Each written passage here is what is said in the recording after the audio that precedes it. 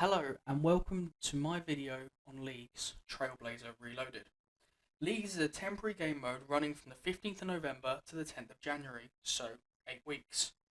Trailblazer is the fourth league following Twisted, Trailblazer Original and Shattered Relics.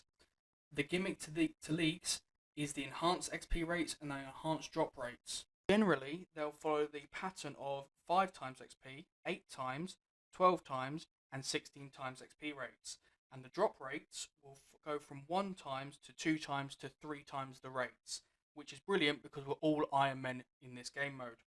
There is a task list which will allow you to unlock new tiers, and these will give you access to these higher XP and drop rates among other novelties. These XP rates and drop rates are all linked to points. What's also linked to points is relics. Relics are a great way that Jagex have changed the game mode to introduce boosts to each player. The relics are selected when you get to different points thresholds, and you get generally 3 options per threshold. The thresholds only allow you to pick one relic, so make sure you take them all into consideration, as some of them can be very beneficial for later down the line. However, some can be beneficial for right now. In addition to these novelties, you are only allowed to unlock 3 chosen areas of the map. You have Mistlin and Karamja by default, as we will go into later. However, the other 3 are completely up to you. Similar to the XP rates and drop rates being linked to points, the areas are actually linked to the number of tasks that you have completed. Jagex has hinted there is going to remain 3, even though this time round we will have Korend in the mix as well. There are boundaries between each areas, and generally they're choke points like White Wolf Mountain and Patadernus. However, they are all marked by animated barriers preventing you from passing. We will now go into the different areas that you can unlock, some pros to them all, and what they actually include. For example, Mistlin, which is a guaranteed unlock as we all start there in Lumbridge, includes the Abyss and Fossil Island, so that then includes your Abyssal Whip, daggers and cudgels. Karamja is your second unlock that you must do as part of the tutorial. This is just the Karamja Island, so it does actually unlock the Fire Cape, the Infernal Cape, and the Karamja Dungeon. This is your only house teleport location as the start from the starting areas. Moving on to Asgarnia, this includes Pest Control and God Wars, so that is your only chance to get your God equipment such as your Bandos Tacits or your God Swords. It also includes the Void equipment and your Defenders. The next one is Kandarin. This is a massive area from Camelot all the way down to the Hunter area, but not including the Pirates Cove. So this will include your Zenites, your Occults, and your Trident of the Seas, including a lot of other easy access to skilling methods. The next area is the desert. This is all of Alcarid down on all the way to the Tombs of Amascut. This of course wasn't included within the last one, so it's going to be interesting to see how that has an effect on the meta this time. That includes your Mage Training Arena, which generally there has been a relic for to help with the speed of said arena, the Fang, and the Ancient Magics.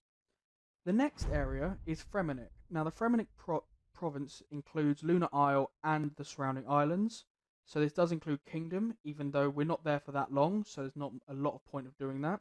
It includes DKs for your rings, and the Lunar Spellbook. There is a lot more to include within Fremennik, including the God Books and the Venator Bow, but it is also the only way to max your POH with your ornate items. The next area is Tiranwin, which is all of the Elven lands, so that is Zulrah, so your Blowpipe and Serphelm. However, it will also include the Bofa and the Blade of Saildor, and your Crystal Armors. The next area is Mauritania, so this is all of the Decaying lands to the east. This also includes the islands Harmony Island and Mostly Harmless, as these are the only areas to get the Black Mask and complete the Slayer helmets. This includes your TOB and Barrows, Nightmare and Hallowed Sepulchre. The next area of discussion is the Wilderness. Now the Wilderness area speaks for itself, but the important things to note is the Void Waker, the Chaos Altar, and if you're that way inclined, any PKing. The final area, which is the new area to Trailblazer Reloaded, is the Great Korend.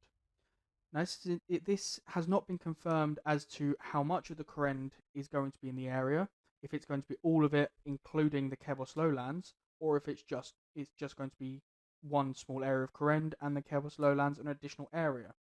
However, for this, we will assume it's going to be all of Kourend, which will include the library, the Zaya runecrafting, Chambers of Xeric, and all of the purples that come with that.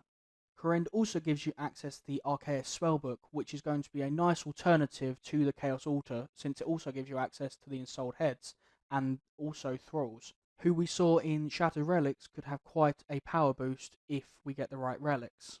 With all of these areas, if you want specific items, they may need multiple areas to select.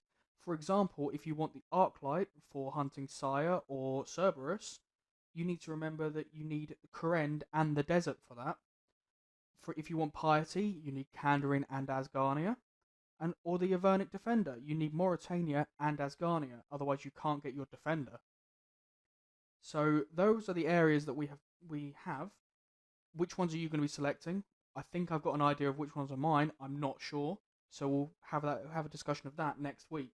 So the important things to remember is that we've only got 3 areas. We are limited on our spellbooks and our items that are available. The important bit for you is to remember your playstyle. Every player should make the game their own. This is their own decisions, their own areas, their own items, and how they play. So, for example, for me, I will be trying to learn raids, TOA at higher invocations, and I'll be trying TOB, as I know this will be fun for me. The important thing for all of this is to do what you enjoy. If you don't enjoy the game, you're going to burn out very quickly. So, all in all, I hope I'll see you in the game.